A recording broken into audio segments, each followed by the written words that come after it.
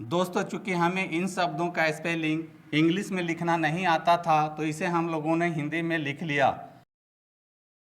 दोस्तों, आप लोगों में से बहुत से लोग 10th पास होंगे, 12th पास होंगे, ग्रेजुएट होंगे, मास्टर डिग्री पीएचडी किए होंगे, डॉक्टर होंगे, इंजीनियर होंगे।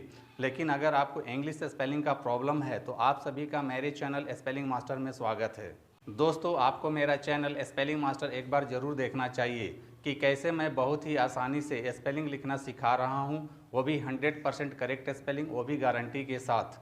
तो दोस्तों, अपना अपना मोबाइल उठाइए, यूट्यूब में मेरा चैनल स्पेलिंग मास्टर सर्च कीजिए और आज से अभी से इंग्लिश लिखना, पढ़ना और बोलना सीखे। All the best. Thank you for listening to me patiently. Jai Hind, जय भारत। हेलो दोस्तों, मैं सरोज कुमार, रांची, झारखंड से। मेरे यूट्यूब चैनल स्पेलिंग मास्टर में आपका स्वागत है। दोस्तों, इंग्लिश शब्दों का स्पेलिंग लिखना उतना ही आसान है जितनी आसानी से आप अपना नाम इंग्लिश में लिख लेते हैं। शब्द छोटे हों या बड़े, इससे कोई फ़र्क नहीं पड़ता है। इंग्लिश के डिफ़िकल्ट शब्दों का स्पेलिंग लिखना बहुत ही सरल और आसान है। कैसे? चलिए मैं आपको सिखाता हूँ। दोस्तों, इसके लिए मैंने कुछ शब्द लिए हैं, जैसे कि पहला शब्द है सिटी वाइड, दूसरा शब्द है डिस्ट्रिक्ट वाइड, तीसरा शब्द है नेटवर्क वाइड। दोस्तों, जैसा कि आप सभी देख रहे हैं, इन सभी शब्दों के अंत में वाइड शब्द आया है और इंग्लिश में वाइड के लिए WIDE लिखा जाता है। दोस्तों, चूंकि हमें इन शब्दों का स्पेलिंग इंग्लिश में लिखना नहीं आता था तो इसे हम लोगों ने हिंदी में लिख लिया। अब हिंदी वर्णमाला के रोमन स्क्रिप्ट के हेल्प से इन शब्दों का स्पेलिंग लिखेंगे। तो दोस्तों, सबसे पहले पहला शब्द सिटी वाइड लेते हैं और जैसा कि मैंने बताया, वाइड के लिए WIDE लिखा जाता है और बाकी बचे शब्द सिटी के लिए रोमन स्क्रिप्ट का हेल्प लेंगे। दोस्तों, स के लिए यहाँ सी के बाद आई लिखते हैं, सी के बाद EIY लिखा जाता है तो स लिखते हैं, इसलिए सी के लिए यहाँ CI लिखेंगे और टी से ट होता है और यहाँ छोटी ई के लिए आई होना चाहिए। लेकिन दोस्तों, आपको यहाँ याद रखना है कि टी के लिए यहाँ TY लिखा जाता है। इस प्रकार से आप सिटी वाइड का स्पेलिंग बहुत ही आसानी से लिख लेते हैं।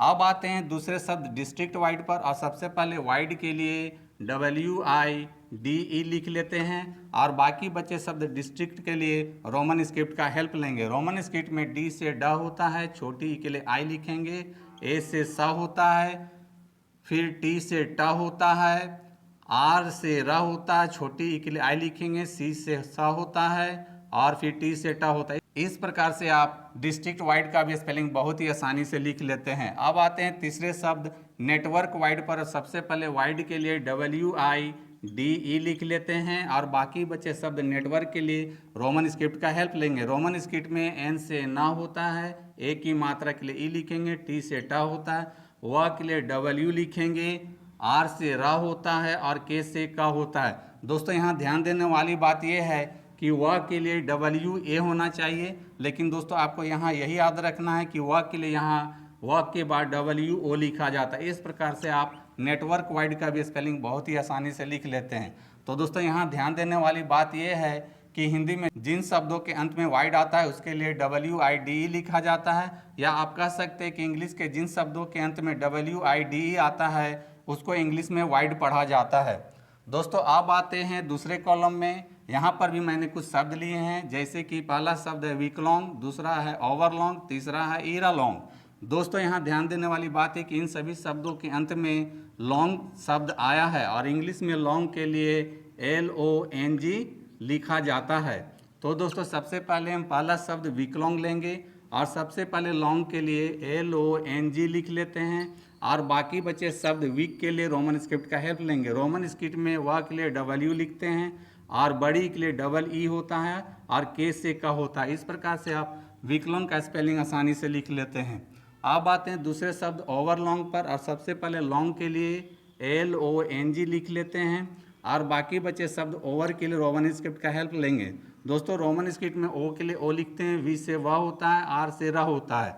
दोस्तों, वर के लिए यहाँ VAR होना चाहिए, लेकिन इंग्लिश में VAR की जगह VER लिखा जाता है। इस प्रकार से आप ओवरलॉन्ग का भी स्पेलिंग आसानी से लिख लेते हैं। अब आते हैं तीसरे शब्द ईरालॉन्ग पर और सबसे पहले लॉन्ग के लिए LONG लिख लेते हैं और बाकी बचे शब्द ईरा के लिए रोमन स्क्रिप्ट का हेल्प लेंगे। दोस्तों, यहाँ ध्यान देने वाली बात यह है कि यहाँ ईरा में पहला शब्द छोटी ई आया है और ई के लिए इंग्लिश अल्फ़ाबेट के अनुसार ई लिखते हैं, आर से र होता है, और आ की मात्रा के लिए ए लिखते हैं। इस प्रकार से आप ईरा लॉन्ग का भी स्पेलिंग लिख लेते हैं। तो दोस्तों यहाँ ध्यान देने वाली बात यह है कि हिंदी के जिन शब्दों के अंत में लॉन्ग आता है उसके लिए इंग्लिश में LONG लिखा जाता है, या आप कह सकते हैं कि इंग्लिश के जिन शब्दों के अंत में LONG आता है उसे इंग्लिश में लॉन्ग पढ़ा जाता है। तो दोस्तों देखा आपने, इंग्लिश स्पेलिंग लिखना है बहुत आसान, शब्द छोटे हो या बड़े इससे कोई फर्क नहीं पड़ता है। तो दोस्तों वाइड और लॉन्ग से अंत होने वाले शब्दों का स्पेलिंग और प्रोनाउंसिएशन विस्तार से सीखना और समझना चाहते हैं तो आप मेरे चैनल स्पेलिंग मास्टर में वाइड और लॉन्ग वाले वीडियोस देख सकते हैं। तो दोस्तों मेरी टीचिंग पसंद आती है तो मेरे वीडियो को लाइक, कमेंट और शेयर करें तथा मेरे चैनल को फॉलो, सब्सक्राइब जरूर करें। मिलते हैं नेक्स्ट वीडियो में। Thank you.